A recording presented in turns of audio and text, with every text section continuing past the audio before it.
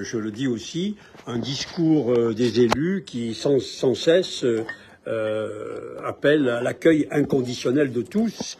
Et je pense que cet appel-là, il est quand même, puisque vous le lancez, il doit être reçu, il doit être écouté et il doit être entendu.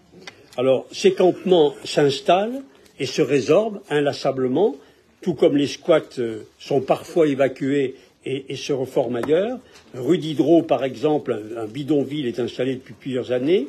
À proximité de la rue des Alliés, un campement grossit depuis plusieurs mois, on l'a évoqué, sur le parking du Clos d'Or, après la résorption dans le secteur du campement du parc de l'Alliance et de celui qui était installé avant son incendie, juste à côté de la villa Kaminski, elle aussi squattée, on l'a rappelé tout à l'heure, par les mouvances d'extrême gauche. Alors, le quotidien dans ces campements est évidemment indigne d'une ville qui s'autoproclame solidaire et accueillante. Les conditions de salubrité catastrophiques se cumulent à la loi des passeurs, organisée en filière mafieuse, qui rackettent les occupants.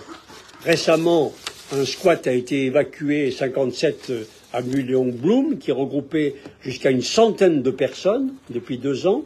Le propriétaire de la maison avait en effet sollicité l'expulsion et le préfet de l'Isère a fait appliquer la décision de justice allant dans ce sens. Mais de nombreux squats et campements sont installés dans des locaux et sur des terrains municipaux.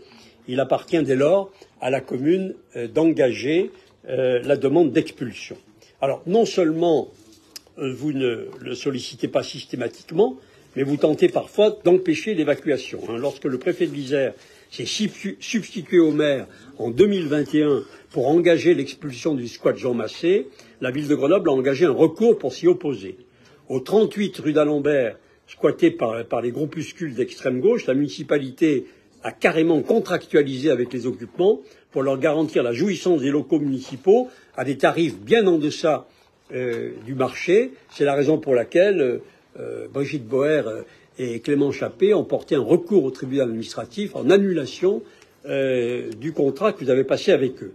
Alors cette situation n'est pas tenable pour les riverains des squats et campements qui subissent bien sûr les nuisances qui impactent leur vie quotidienne. L'engagement de l'évacuation est nécessaire sitôt les premières installations. C'est là qu'il faut agir pour éviter que le nombre d'occupants ne se multiplie et que le phénomène devienne plus difficile à maîtriser. Vous vous rappelez qu'il y a eu le bidonville de Esmonin que vous avez laissé grossir pendant 1 an pour finir par l'évacuer, alors qu'au début, avec le petit nombre, il eût été possible de régler socialement et du point de vue de la sécurité le problème qui se posait. Alors, pour s'assurer que les procédures d'évacuation initiées par la ville iront bien à leur terme, il convient évidemment que la préfecture réponde favorablement aux demandes d'expulsion formulées par la municipalité. Et je vous rappelle que vous pouvez, pour le faire, vous appuyer sur votre propre arrêté, l'arrêté du 25 novembre 22, selon lequel, je cite, « il appartient au maire, sous peine d'engager le cas échéant sa responsabilité ». Sous peine d'engager sa responsabilité, de prévenir par des précautions convenables les risques d'atteinte à la sécurité, la salubrité publique et la tranquillité publique. Je vous rappelle cet arrêté que vous avez pris, lequel indiquait que la fréquentation par le public des parcs, jardins et squares de la ville de Grenoble nécessite des mesures d'ordre public visant à assurer la sécurité, la tranquillité, le bon ordre, la circulation, la protection des personnes, ainsi que le maintien en bon état des installations, des ouvrages et plantations. Regardez, au vu de cet arrêté, la situation, par exemple, au Clos d'Or, et vous verrez que l'arrêté que vous avez pris est sans objet et n'est pas appliqué.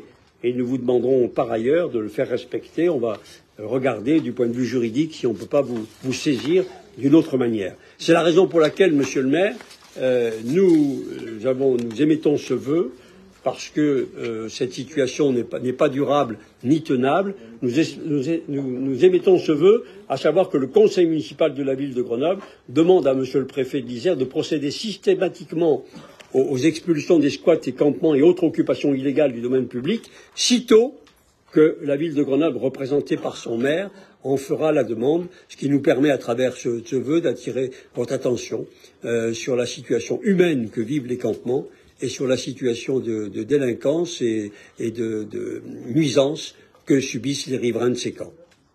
Je vous remercie de votre attention.